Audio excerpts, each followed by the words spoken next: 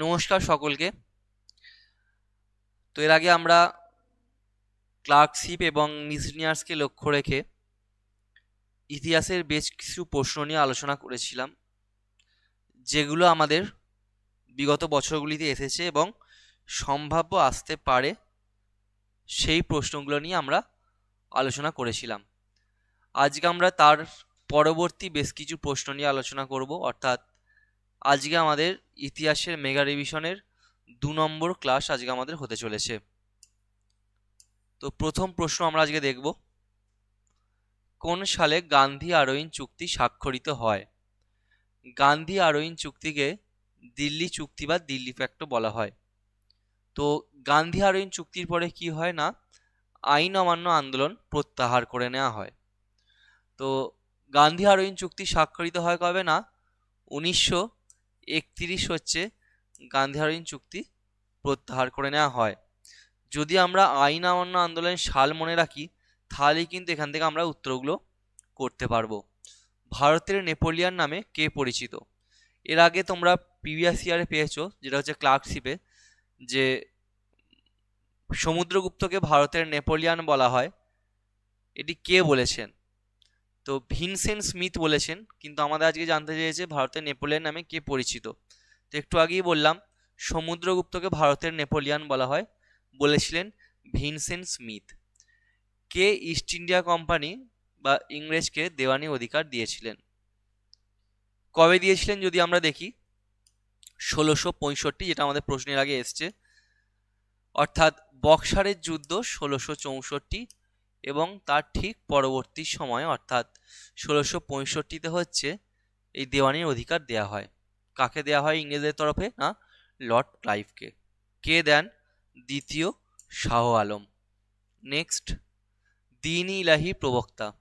এর আগে তোমরা পেয়েছো যে দ্বীন ইলাহি প্রথম কে গ্রহণ করেন? মিসলেনিয়াসের প্রিভিয়াস ইয়ারের প্রশ্ন ছিল, যেটা উত্তর ছিল তোমাদের বীরবল, এবং দ্বীন ইলাহি প্রবক্তা এখানে আমাদের উত্তর হবে আকবর। নেক্সট, ভারতবর্ষে দাস বংশের প্রতিষ্ঠাতা কে ছিলেন? ভারতবর্ষে দাস বংশের প্রতিষ্ঠাতা ছিলেন কুতুবউদ্দিন আইবক। ভারতের জাতীয় কংগ্রেসের প্রথম সভাপতি কে? তো জাতীয় কংগ্রেসের প্রথম সভাপতি হচ্ছে WC ব্যানার্জি বা উমেশচন্দ্র ব্যানার্জি। কবে হয় না, 1885 24শে ডিসেম্বর।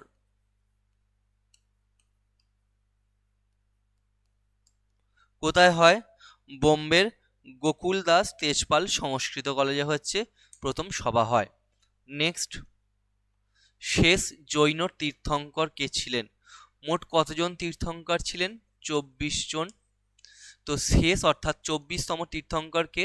না, মহাবীর। যদি প্রথম বলা হয়, প্রথম হচ্ছে ঋষভনাথ।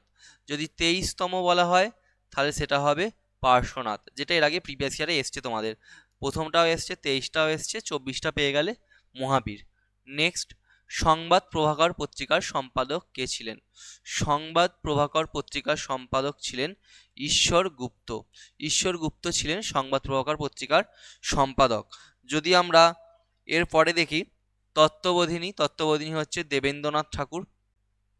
নেক্সট, কবি জয়দেব কোন ভাষায় গীতগোবিন্দ রচনা করেন? কবি জয়দেব সংস্কৃত ভাষায় হচ্ছে গীতগোবিন্দ রচনা করেন। দিল্লির কোন সুলতান তার প্রজাদের 24 রকমের করের হাত থেকে অব্যাহতি দিয়েছিলেন? 24 রকমের করের হাত থেকে অব্যাহতি দিয়েছিলেন ফিরোজ শাহ তুগলক। এখান থেকে আরেকটা প্রশ্ন আসে, যেটা হচ্ছে এমপ্লয়মেন্ট এক্সচেঞ্জ বা কর্ম বিনিয়োগ কেন্দ্রকে তৈরি করেন? এটারও উত্তর হবে আমাদের ফিরোজ শাহ তুগলক। হরিজন পত্রিকা কে সম্পাদনা করেছিলেন? হরিজন পত্রিকা সম্পাদনা করেন মহাত্মা গান্ধী।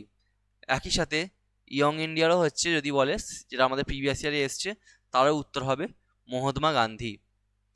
তত্ত্ববোধিনী সভা প্রতিষ্ঠা করেছিলেন? একটু আগে আমরা পেলাম তত্ত্ববোধিনী সভা, উত্তর পেয়েছিলাম আমরা দেবেন্দ্রনাথ ঠাকুর।